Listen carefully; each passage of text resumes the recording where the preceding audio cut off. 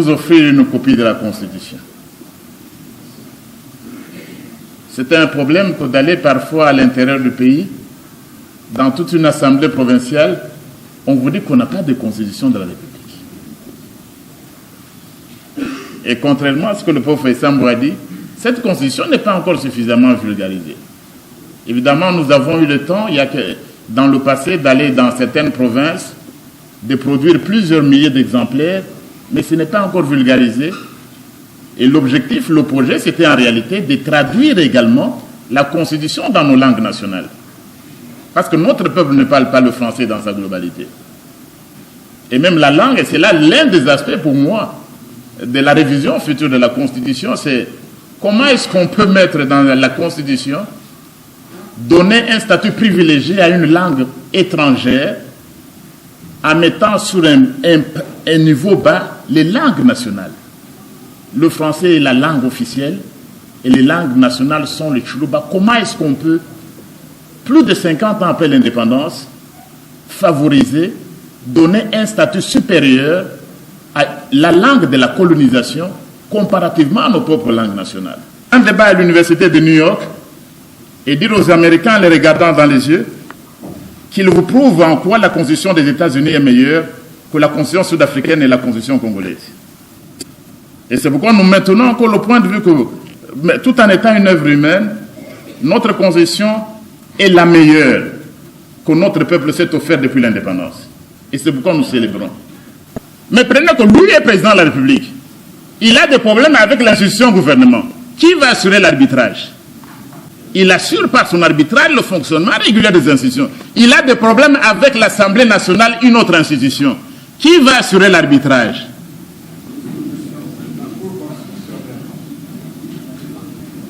Il assure par l'arbitrage le fonctionnement régulier des institutions. C'est le président de la République. Donc, je suis en train de dire qu'il n'est pas là pour inaugurer les chrysanthèmes. Supposons qu'il a des problèmes avec l'institution Sénat. Lui, institution, il a des problèmes avec l'institution Sénat. Qui va assurer l'arbitrage? C'est terrible. Donc, je suis en train de dire qu'il a des pouvoirs réels, mais ces pouvoirs-là doivent être limités. Parce que nous sommes dans un système de séparation de pouvoirs. Notre peuple n'a pas, après avoir vécu des années de dictature, n'a pas voulu instituer une nouvelle dictature.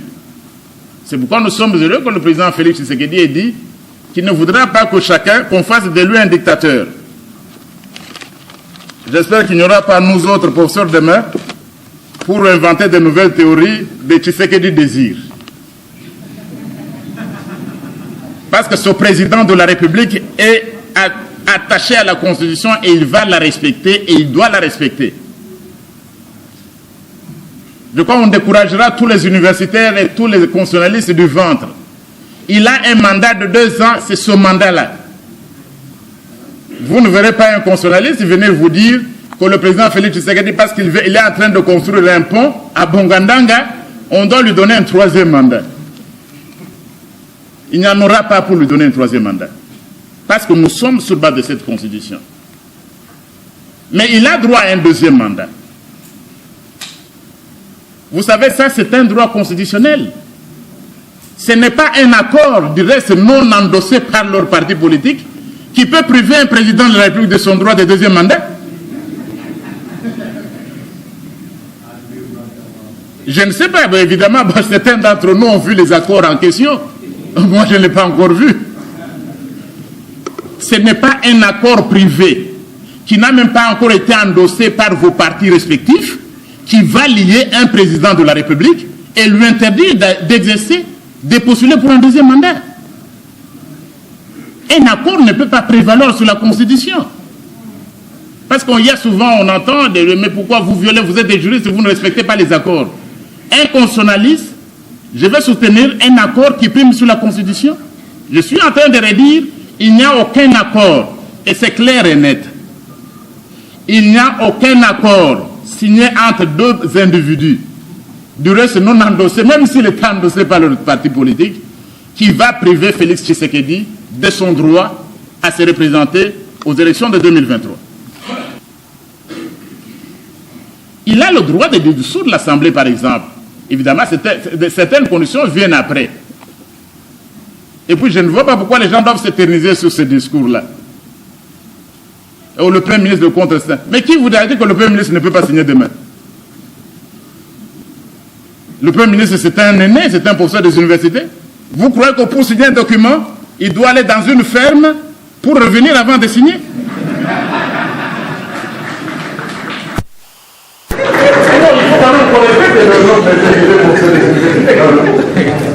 Nous sommes de loin, c'est gâté. Vous croyez que le Premier ministre de tout temps, il doit venir chez vous à la ferme vous conseiller? C'est tout le débat qu'il y a eu sur la nomination de hauts magistrats. Certains ont même dit non, il n'était pas contresigné. Qui êtes-vous pour que le Premier ministre vienne vous consulter? Mais c'est du n'importe quoi. Et qui vous a dit qu'il ne signera pas demain? Qui vous a dit que demain il ne signera pas? Non. Dans tous les cas, dans ce débat-là, le président n'a pas dit qu'il va dissoudre aujourd'hui. Mais la politique est changeante. Mais le même Premier ministre, il peut signer demain. L'Assemblée nationale et le Sénat, on l'a dit à plusieurs reprises, il a le droit tout simplement de vous demander. Il n'est pas tenu de suivre. Cet avis-là n'est pas conforme. Il est obligatoire, mais il n'est pas conforme. Il n'est pas tenu de suivre votre avis. Sauf que depuis l'alternance, nous avons un président, enfin, un président qui respecte la Constitution. Nous n'avons pas un président, quand on parle de l'inanition de la nation, un président qui sourit alors qu'on menace la Constitution de son pays. Nous avons pour la première fois un président qui intervient.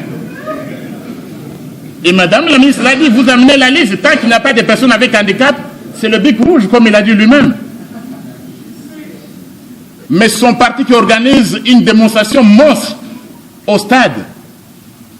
Ils sont même en train de pleurer, ils veulent voir le président de la République en personne.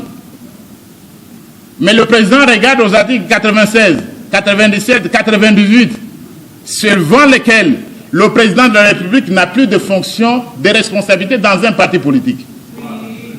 Et le président refuse d'aller. Et son parti comprend. Je crois que tout le monde l'a suivi. Quel est ce président qui n'aurait pas voulu? Mais qu'est-ce qu'on a vu dans le passé?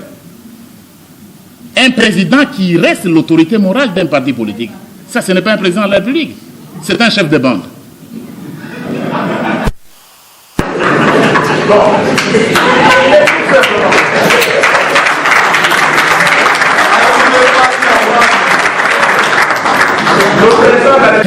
La possibilité pour un président arriver en deuxième mandat de se représenter pour une troisième fois, lui, il a dit que c'est impossible. Non, mais professeur Essambo, le président qui a fait 2 mandats peut se représenter pour un troisième mandat. Mais une petite condition. Mourir et ressusciter le troisième mandat.